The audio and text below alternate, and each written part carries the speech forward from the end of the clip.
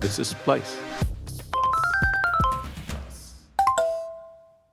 You're listening to a recorded session from Splice Beta 2022 in Chiang Mai. We've edited this, but only slightly. A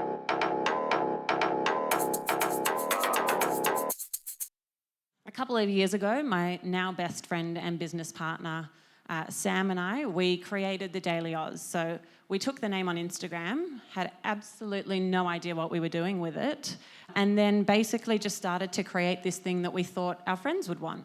I'm 25. At the time, I think I was 20, and I was looking around at my friends who had never opened a newspaper in their life. And that was not because they weren't intelligent. It wasn't because they were uneducated. It was because when they did open the newspaper, there was so much assumed knowledge that it was so difficult for them to really engage with what they were reading.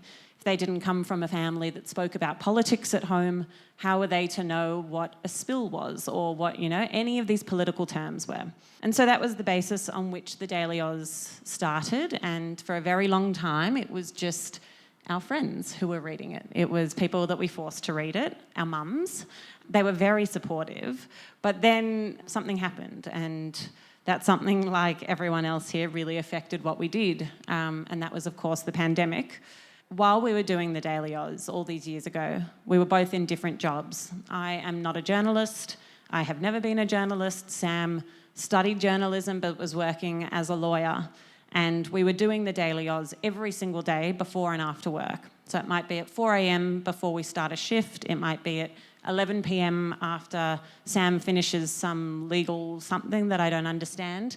But we did it every day, and we were really trying to build habit with our audience. And if I can say one thing that is so fundamental to building an audience on social media, it is building habit and consistency so that people know why they are coming to you every single day. What value are you providing to them? And so even though we had no resources, it was two very stressed out 20-year-olds trying to figure out how they could create news. We still did it every single day so that people would know, hey, I need to go check the Daily Oz today. So now TDA is read by Aussies who are looking to get into the habit of reading the news, but they don't know where to start, and we are their starting point. We call ourselves the entree to the news diet. So if you're a bit hungry but you're not ready for the main course, you come to us. Come to us to start really getting into the systems and kind of the routine of reading the news. And so now we have over 400,000 followers on Instagram, which we come from a tiny place with not many people. So, big place, not many people. So that is quite sizable given our market. And we have since launched many other verticals, which I'll go into shortly. But that is the origin story. And here it just really sets out the problem and the solution that we were trying to fix. And even though the Daily Oz started as a passion project, we always identified a problem because there is so much information out there. There is such a saturation in the market. So if we weren't going to be providing value, there was no reason for us to be doing what we were doing. And so from day dot, we always had a problem and we always had a solution. And like we've heard from so many other speakers, having that mission and that value drive is fundamental to creating a sustainable business, because it is not easy. There are ups and downs, but if you have that to drive you, it's a pretty good starting point. We started this thing called the Daily Oz. It had a couple of followers, and then COVID hit. And we suddenly had all of this information about what we could do, what we couldn't do, how many cases there were. In Australia, we got locked down.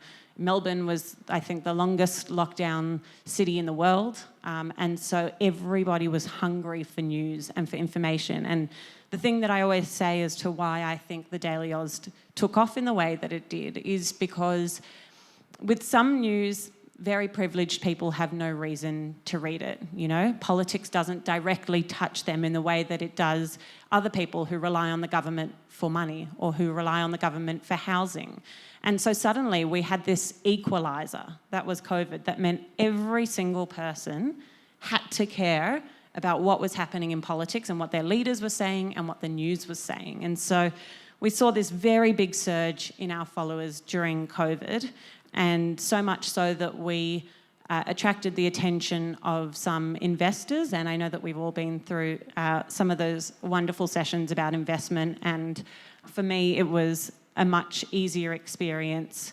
And that's, of course, recognising the privilege of living in Australia, of there being a very diverse ecosystem in Australia of funding. And so in February of 2021, Sam and I both quit our jobs because we had secured funding for the Daily Oz to just grow. And at that point, we had not a cent of revenue. We had no idea how we were going to grow the revenue. Crazy investors, don't know why they did it, but thanks to them for doing it. And it was at that time that we had to come up with our values as a company. If we were going to be taking on other people's investment, that is a serious responsibility, and we needed to guide this company forward with values that would drive us. And so we developed this. It was the quality, accountability, innovation, curiosity, and integrity.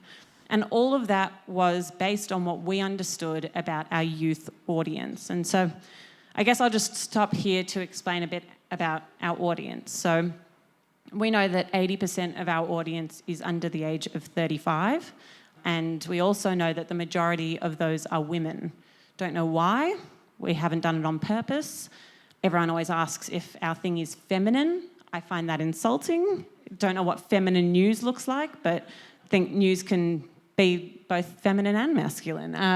And so it is none of those things, but we started growing, and what I attribute to our growth among women is that we had influencers who started sharing a lot of our work. And when we talk about engaging young people in the news, influencers must not be forgotten. They are so significant. I mean, I don't know about you guys, but I follow them a lot. I follow what they say. I am influenced by them. They're doing a good job. And so we had influencers who, during COVID, during Black Lives Matter, during the US election, whatever it might be, they were getting a lot of pressure from their followers to say something about these political things that were happening. But, you know, one of them was Miss Universe and one of them was somebody else. And she said, I don't know, like, why am I being asked to speak about this? And so what we saw was, because we delivered objective, digestible news, we had a lot of influencers suddenly sharing our news on Instagram. And so we started to see this growth really pick up, because influencers were sharing with their platforms, and then we were getting all of their followers coming to us. And this might be lost on a non-Australian audience, but we had one influencer who has a skincare brand in Australia. She's fabulous, and she shared us, and we got 36,000 followers overnight. And that is just, I mean, the power of somebody to do that is absolutely insane and blows my mind. And she's now an investor. So that's a nice little full circle. We knew what we wanted to do. We knew we wanted to create digestible news. We know we wanted to speak to young people. We saw that gap in the market. But how the hell were we going to make money? Still an answer I am looking for. But we created the Instagram first, then came the podcast. And then a week after we started the Daily Oz full-time, so I had quit my very stable job in government relations. Sam had quit his very stable job as a lawyer. And this might be nice for the meta people among us. But in Australia, there was a bit of a situation with the government and with big tech, which meant that suddenly, overnight, news was taken off Meta. And so just gone. It had been a long process, but it was gone. And so we're sitting in our office, which is the floor of a cafe, because you don't have an office when you run a startup and have no idea what you're doing. And we were like, right, well, there goes our whole business plan. Perfect. And so we had to diversify really quickly, and we had to pivot, and that is the agility of running a startup, and it is the most wonderful part, that you have to ask absolutely nobody for their consent to do something. You just do it, and you do it quickly, and there's no red tape. So we started a newsletter because, hey, if we can't exist on the platforms that we want to, we will try own our audience. And that's a big diversification method for making sure that no matter what happens out there, you have a direct connection to your audience. So we started the newsletter. It is a 7 a.m. weekday newsletter, much like the podcast is a 6 a.m. weekly daily podcast, which I regret every day taking the name The Daily Oz, because the Weekly Oz would have done just fine for my sleep, but here we are. And so it was these three products that were really reigning. We were growing, we were, meeting thousands of young people. We felt on top of the world. And then TikTok. And we're like, oh, right, TikTok. What do we do with that? I somehow, at 25, had become too old and out of touch with TikTok audiences, which was humbling. Thought I knew it, didn't. My videos did terribly. And so this year, very recently, we hired a 19-year-old who does our TikTok. And she is fabulous. She is wonderful. But the biggest thing that I learnt through our TikTok journey, through our Instagram journey, whatever it is that the success of our platform and of the way that we have managed to engage, we wouldn't want you, you're safe, you're good, we're good. We wanted to speak to young people, and what we have found is that the best way to speak to young people is to speak across from them. So it is not to speak down to them. It is not in your organisation to realise, we need to speak to young people. This is a problem. So-and-so, go do it. Lead the strategy. And so-and-so is not a young person. So-and-so does not understand the habits, the behaviours, everything there is to understand. And young people are not one block. We are very different, as, you and I and everybody is. But there are some things that make us a generation that are unique. We've all just come out of the last 3 years that changed our lives and our studies and everything else that, older generations might not understand to the same degree because they're at a different stage. And so what we learnt through all of this and through hiring a 19-year-old is speak across from your audience, because young people can tell the second that it is inauthentic, that it is a strategy.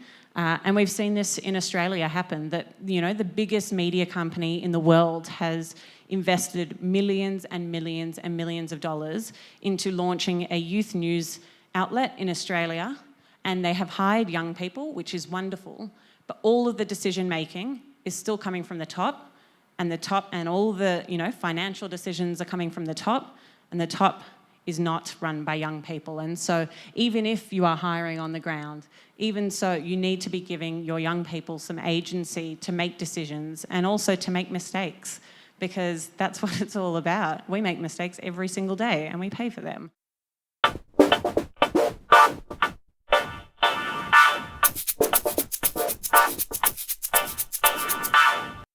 But that was all to say that we are just at the beginning of our journey. So though we have 400,000 on Instagram, 40,000 on newsletter, however many on TikTok, we are just at the beginning. There is a huge market, both in Australia and globally, to speak to engage with, and to relate to young people. And we have just started that, but it is such an exciting journey to be on.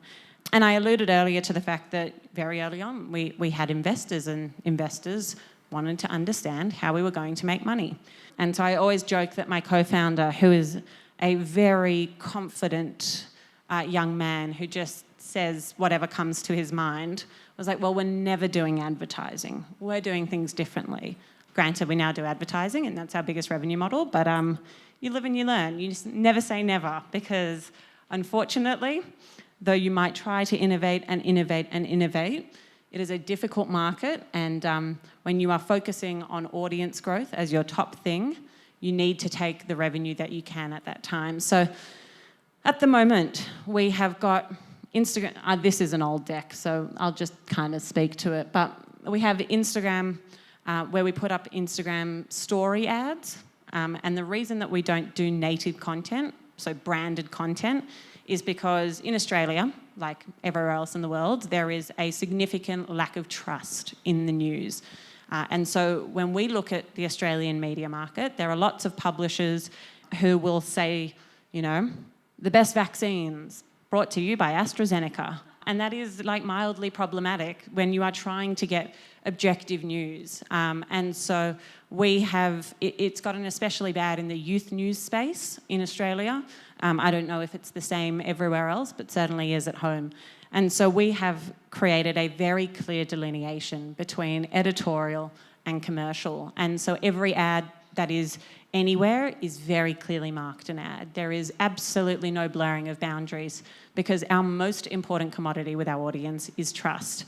And so in saying that, we have a newsletter that I said goes out every day, a podcast every day. None of those have ever gone out without an ad in them, and they've been going for close to 2 years. And we are very selective about the partners that we work with because young people, again, I don't want to generalise, but in Australia are increasingly moving towards supporting for-purpose companies and brands. And so if we were to, for example, have an advertisement by a coal company, that would not work very well for us, and our audience would push back. And because we exist on social media, they tell us what they think all the time because we have this constant 24-hour loop of communication. So they will DM us, thousands of DMs, comments, everything. And it is so wonderful to have that real sense of community that you just write back and you tell them, thank you for this, we will take it on board. And we learn a lot from our audience through that. And it was through that we created this new polling aspect of our business because, ads are great, but we wanted to have some deeper engagement with our audience. And during COVID, we started experimenting with asking our audience questions on Instagram. So we would just put up an Instagram question and say, what do you think about not being able to leave your house, for example? And then overnight, we would get 90,000 responses. And very quickly, we could tell what the sentiment among our audience was. And we realised that this was something that was incredibly useful and incredibly difficult to get for a lot of other legacy publishers who continue to try to understand young people but perhaps can't reach them in the same way that we could. But Instagram was limited in the data that we could get from that. It was difficult to discern where these people were, what their gender was, whatever else, without manually doing that for 90,000 people. If Instagram would like to change that, you can. And so we decided to create an off-platform polling offering. And so we are taking people to our website. Don't judge me on our website. We are trying to make it better. It's a work in progress. But that polling is that we can now work with brands to say, if you want to know what young people think about, for example, there was a big horse racing event in Australia yesterday that is very controversial. If a brand wanted to understand whether they should sponsor that or not sponsor that, they could come to us to get a really great sense of what young people think about it. And we would tell them, young people hate it. You should not do it. But that is what we have learnt through polling. And so then we have video. Video is a tricky beast. Given that we exist primarily on socials and again, even more specifically on Instagram, we hired a brilliant video guy who had worked for CNN who came to us and was like, I'm going to do these amazing videos about, I don't know what, long form, like great exploration. And then we realised, well, no, you need to be doing reels because reels are the only way that our audience will see it. And so we have had to innovate. We think we have hacked the system by creating carousels of 1-minute videos that amount to, a 10-minute video. But it has been an amazing way for us to continue to do long-form video journalism. For example, last week, we sat down with the treasurer in our country to talk about the budget, which he had just handed down, and about an impending recession and all the rest. That's very difficult to put into a reel. So we made it 10 reels. And it meant that we could still have that content out there for our audience, but also play into what we understand about the algorithm and also about the priorities of the platforms that we exist on, because ultimately we are at the whim of these algorithms, and that is a huge risk to us. And again, one of the reasons why newsletter and podcast are so important.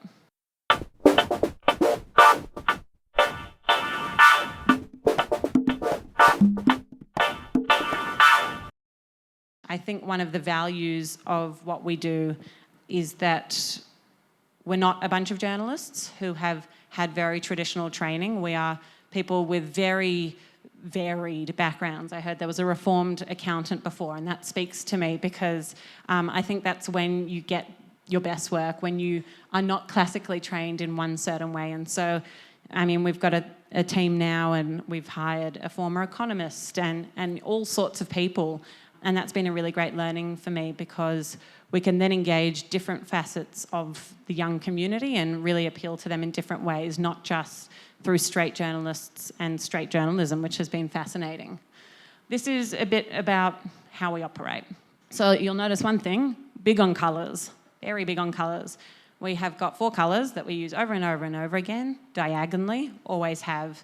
We have always had our lovely cup there, our coffee cup. It goes to say that we think that you should be reading TDA over a cup of coffee, that it shouldn't take you longer to be informed. And it is clear. There is no messing about. You know exactly what you're getting with something like this. Same here. We just had an election. I mean, not just. Time is morphing into itself. But we had an election recently in our country. And it was amazing because we worked with the Electoral Commission in our country to try get enrolment up for young people. We have mandatory voting, so nobody thinks about enrolment being a thing. You just think you get on the enrolment list and that's that. But young people are the lowest demographic when it comes to enrolment. So we worked to try push enrolments, and there was the highest youth enrolment of all time at this election. So that was something we were really proud of. But we also had a really big responsibility of explaining all of the key concepts behind what made up an Australian election. That was a responsibility we took very seriously. We ended up sitting down with the now Prime Minister to ask him exactly what he thought young people needed to hear, and we asked him the hard questions, and that was, this was a little hobby a couple of years ago. So that was amazing to see that now both politicians and the media are taking us seriously and are taking young people seriously, because they've got a lot of voting power and they're very important. Again, this is our Prime Minister. Anyway, you see what I'm saying. But it's not just Australia. We understand that young people, everybody, needs to have well-rounded, holistic understanding of the world in which they operate in, to understand any biases, and to understand their privilege more than anything. We also include news from around the world, which is interesting because obviously we don't have people on the ground in other countries, and I think that can limit the nuance that you can bring. But we try to do our best with this, and it's something that we take very seriously. And I think that, it's something that we're thinking about long term, about do we move across the world? Do we try to engage young people in other markets? Because we know that this has been tried and tested in Australia, but is this a transferable kind of expectation on other youth demographics across the world? So Sam had the weirdly incredible foresight to take all of these names on Instagram 5 years ago. Kind of creepy. Think the Daily America will get us sued, but that's okay. We've got nothing to lose. And so we are keen to, in time, really understand whether there are some similarities across markets, and whether this idea of speaking across from young people in a really engaging, really accessible, kind of no assumptions way will work in other markets. I mean, my co-founder Sam just came back from the States. He went to a conference there and he spoke to a lot of different publishers. And it's a really tough market. There is a hyper-partisan expectation of news. There is very little going straight down the line. And there is a hunger for opinion. And we don't do opinion. We think that there is a foundation of knowledge to be created and to be accessed, and that we want to be that for everybody, but that then they can go out and seek their own opinions. We're not good enough to do that. It's not our lane. Lots of people do it great, and we just want to kind of be the springboard for them to go out and seek further news. Somebody asked me, though, yesterday whether we would send people to other news platforms in particular. And I think that part of what we're doing is trying to create an open mind so that people at least have the media literacy. Oh, I'm getting a 15. Oh, okay. I'm going to just stop talking and ask if anyone wants to ask a question, which is always a bit awkward because no one puts up their hand and then everyone can trust the Aussie to do it. It feels weird talking to a microphone so close. Thank you so much for this. This is amazing. I know you probably hate this as always being the Gen Z in the room, but Australia, of course, has a hyper-homogenous sort of news environment. Has that had any impact on your growth? As Australians, we're used to, 2 old guys or their sons running things. How does it look for you now? Great question. And this is what I've loved speaking to people about this at this conference about, is that there is an expectation, because we're all like laid back and chilled in Australia, that we have a really diverse media market, and that is couldn't be less true. Our media is dominated by two key players, one of them being Rupert Murdoch and News Corp, and the other being Nine. And so Murdoch owns 2/3 of the Australian media market. And that is a terrifying stat for one company to own that much of a media market. So when it comes to how we operate, firstly, I don't think that it is an environment that encourages new media players to arise. We have seen many players kind of just stagnate and then get bought by Murdoch or by somebody else, and that they've tried, but they are the company that also then just started a youth news outlet called The Oz. And so they are investing millions into what is essentially young people, which is, I think, fabulous and creates a contest of ideas and creates a space where there is a competitive market. So I think that's fabulous. I think in our experience, it's very difficult to be taken seriously. There is, I don't want to say ageism because I think it's a bit wanky, but there is something to the fact that we are inexperienced, but to us that is our greatest asset. It is our greatest asset that we are going on a journey with our audience, that we are trying to learn with our audience, that we are the first to admit to our mistakes, and this idea of radical transparency is really important to us. Recently, we wanted to do a newsletter push, and so we wrote, we could either give unnamed big tech X amount of money, or you could just sign up to our newsletter and would save us the money so that we can pay for journalists. And that did really, really well. People love that honesty and that transparency. And so I have lost your question and gone on a bit of a tangent, but yes, a unique market that we are trying to navigate and hope that we are a sustainable long-term player rather than this blip in time that Murdoch just eats. So from working on the cafe floor, how big is your staff now? So we've got 13 full-time. No one is over the age of 30, which is an interesting... That's why I asked, I don't know if he's here, I asked somebody who was on stage yesterday about the trials and tribulations of hiring young staff, because it is a huge asset in terms of editorial. But it's bloody difficult to navigate when you're all the same age trying to figure it out and be each other's bosses and, are also best friends. But we have been very lean in our spending. We are going into now what we understand to be quite a tough economic time to raise capital, especially, except in Australia, someone just secured a $1 billion. Anyway, but it is, for most, a tough time, and so we want to be quite conservative with our capital and invest where we see fit, which is in our journalists, because our biggest growth mechanism is good content.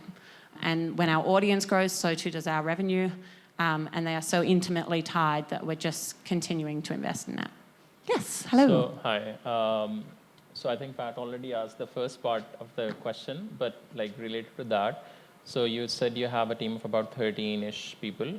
So can you categorize how many sort of editors, graphic designers, and what sort of a content flow do you have? Do you have any KPIs? Every day, how much, or every week, how many videos do you have to produce? Great question. So in terms of how our team is split, so I look after the editorial side, Sam looks after the commercial side. Sam looks after one person and I look after the rest, which gives you a bit of an indication. And I don't think that that's a healthy balance. I think that that is something that we are aiming to rectify now that we have healthy month-on-month revenue.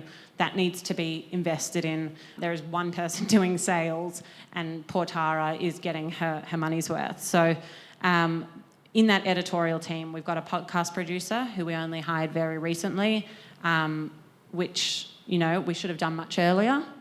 We've got journalists. We have got one editor, TikToker, whose title I should probably make more professional than TikToker.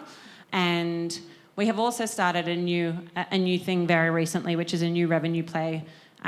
We have collaborated with the biggest beauty retailer in the country, and they are launching a gender equity news platform as part of their work to kind of fund gender equity philanthropy in the country. And so they have asked us, almost in an agency model, to create content for them that will sit on their pages and not on ours. And so that's a very new thing that we have done. It's a lot of work. I don't know if we'll do it again. But we also have somebody that works with us and has been trained by us and, gets edited by us, but that sits elsewhere. So we'll usually aim to get around 8 or 9 pieces up on the Instagram, a newsletter every day, a podcast every day. We've got a second podcast as well at the moment. You should listen to it. It's called The Mirror. It's about sexism and misogyny in Australian Parliament. It's fabulous. So that's kind of where we aim to sit every day. And Reels are the only way that we can grow because the discoverability is humongous and it's a huge opportunity for us. So we are really trying to push as much onto Reels as possible, which is both deeply frustrating but also a unique challenge that we are navigating as a team, and our video guys hate us for it. But everything, like you got a stat, make it into a reel. So that's something that we're looking at the moment. Any other questions? Oh, hello. Hi, good afternoon. Thank you for the presentation. I was just having this conversation with some participants the other day about presenting content for young people, and I'm curious whether, as these young people grow older, consuming your news, do they eventually request for something of a different flavor? Do they say like, but I want something more, I want some opinions? I know you say you don't produce opinion articles.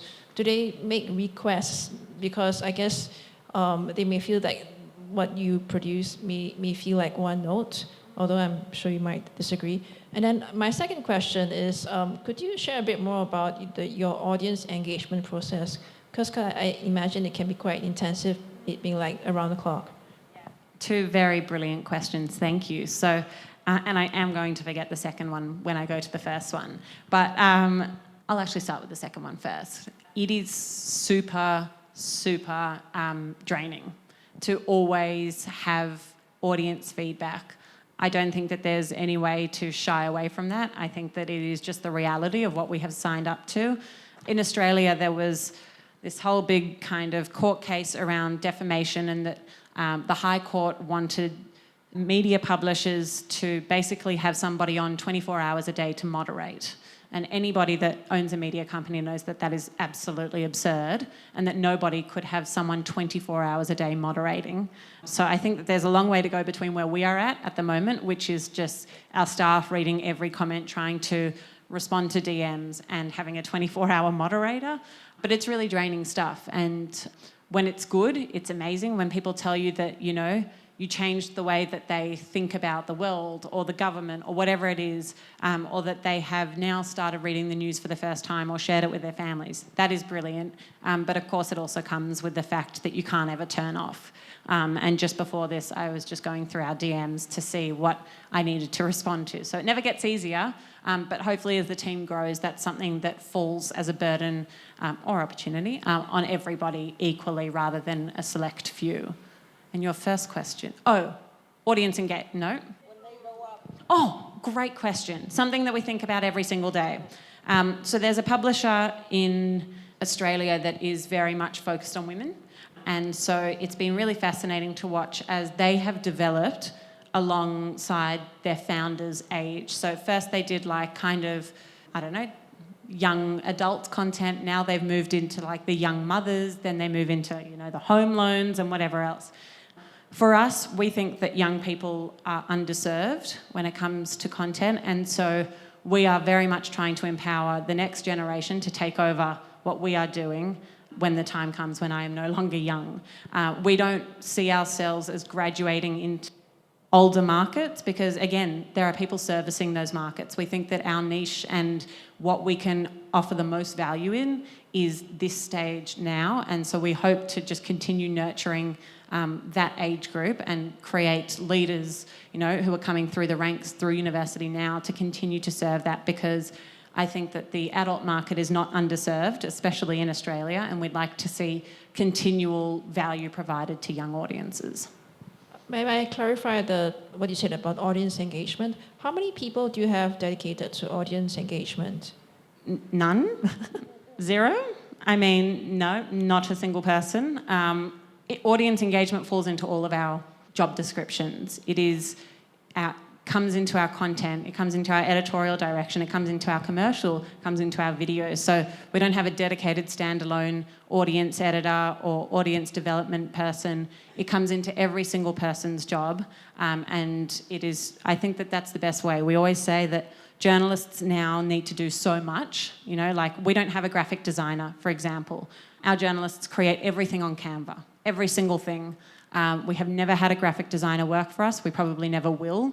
But it is built into what they need to be doing, which is create visually engaging as well as the content side of things. But we are, you know, a very small, lean team trying to do a lot. And so there are no specific audience people attached to that. Hi, Zara. Hi. How do you funnel your users from Instagram to the other products? I think you said you have also a website. Yes. I think you said you have 40,000 subscribers to the newsletter. And of course, I suppose they are young people. Okay, so yeah, I'm interested on that. And also if you decided to specifically not to use Facebook or Twitter or other platforms. Thanks. So in terms of the conversion of audiences from one place to another, this has been something that we have learnt the tough way, which is that it is sometimes quite difficult to migrate audiences elsewhere. On the first day that we created the newsletter, there was a dire need for it, and everybody kind of came over at once because they needed news and they couldn't get it from certain social media platforms. But since then, we've really focused on growing those audiences organically as their own audiences. So we often, which I think is probably a flaw in the system, but we often don't migrate people from different places. We are trying to grow that so that there is that sustainability aspect to it as well. And we believe that once they're through the front door, whether that is through the newsletter, the podcast, the Instagram, then they're in our ecosystem. And then we can really bring them into the Daily Oz ecosystem at once. But I think our newsletter audience skews a tiny bit older than our Instagram audience, just by nature of the platform. But they've got wonderful features to them. You know, you've got that personal touch that perhaps you don't have on other platforms. We believe that we are platform agnostic, that we will go wherever our audience goes because, again, huge diversification risks if we are married to one platform and, for example, that platform decides they don't want news anymore. So we need to be really aware of those risks. We're not on Twitter, really. I mean, we have one, but it's not great because we understand that we're trying to reach more of the passive news consumer and that Twitter is more for the active news consumer. And again, we think that they are serviced elsewhere and that what we're trying to do is bring the people who might not be accessing the news on their own kind of volition. And so that's why we exist on Instagram, which otherwise is just a photo app. And, you know, you see a wonderful avocado toast and a wonderful photo of Splice Beta, and then you get a post on something very important in between that. But the idea is that on people's social travels, they can get informed without even knowing it, really. So that's kind of the logic behind the platforms that we choose to exist on. But as I said, TikTok has been a new beast for us to try and conquer. It's not chronological, which means that when you're trying to do news content, at the beginning we tried to do something about Trump and people were commenting like, he's gone, why are you still talking about him? But it was just because it was being served months and months afterwards, because that's just the TikTok algorithm. So it's just navigating the quirks of each platform. I'm really curious for you to talk a little bit more about your relationship with big tech. I don't know exactly who's in the room from the tech companies, so I encourage you to speak freely, though. I'm really interested in if you had the opportunity to make recommendations or demands to these tech companies, what would you demand from them? Like on one of your first slides, you said something sort of criticizing the traditional news establishment as forcing users to go off platform. Yet that seems to be what you've discovered as the only way to make money, with the big tech companies closing the space for news and continuing to really dominate attention as the currency of the modern age, especially with young people. So, especially coming from Australia, your laws have recently sort of pushed back against this model, which has been inspiring in some ways, but also made it a lot harder in other ways to navigate the system. So, Great question. Yeah, make your demands. Well, hope someone's taking notes. Two things. The biggest issue, and I do think it's changing, but it goes to the idea of the legislation that you're speaking about, which basically was trying to create a fairer system for publishers against big tech. That was kind of the essence of it. And I think what that has served to do, whether it was intended to or not, is just entrench the power dynamics that already exist in the Australian media market, which is to say that the big players who dominate got their funding arrangements, got their agreements in place, and off they went.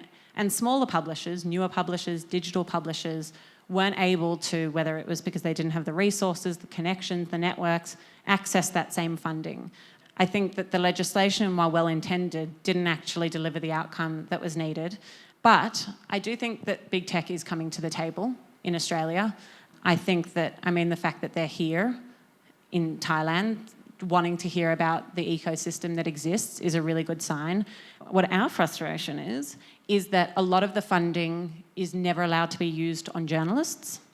And so we have been really lucky and fortunate to access funding, and I would be very wary of relying on that funding because it can be pulled out at any second, but it is a nice to have alongside recurring revenue. But we're in a situation where we've been given money for a project. We are a media company, we do news, but we can't actually invest in journalists. And so that's the incredibly frustrating part of it. You get some very creative accounting that goes on just to kind of get to where you need to be sustainable, and especially when it's project-based.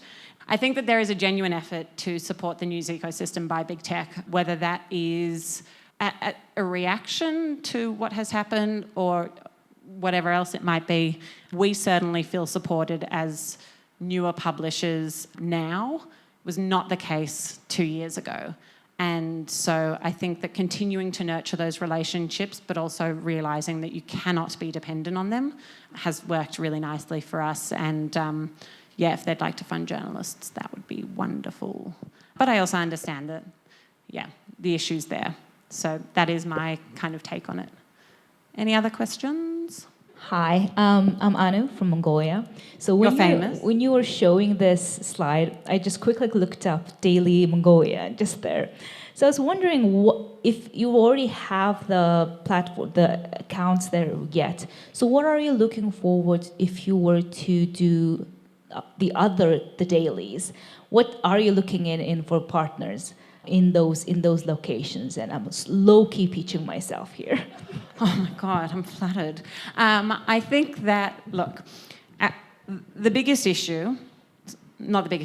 biggest thing for us is that we intimately understand Australian young people. We really get them. We are them. And so we've been having conversations about the Daily India and the Daily Mongolia. And I think that our hesitation is not wanting to miss the nuance of these markets. And that means hiring locally. It means having teams locally so that you can execute it adequately. But that comes with resources. And for us, it's this constant tension of we have not cornered the Australian market. There are a lot more than 400,000 young people in Australia who have Instagram, who care about the news. But we just are continuing to have to grow that. And so in our minds, it's do we continue to focus purely on that, or do we start to reach into different markets? And I think that this conference has told me that I must go into different markets, because I think that the greatest value would be that this works elsewhere in really diverse communities, and that it is something that can really float.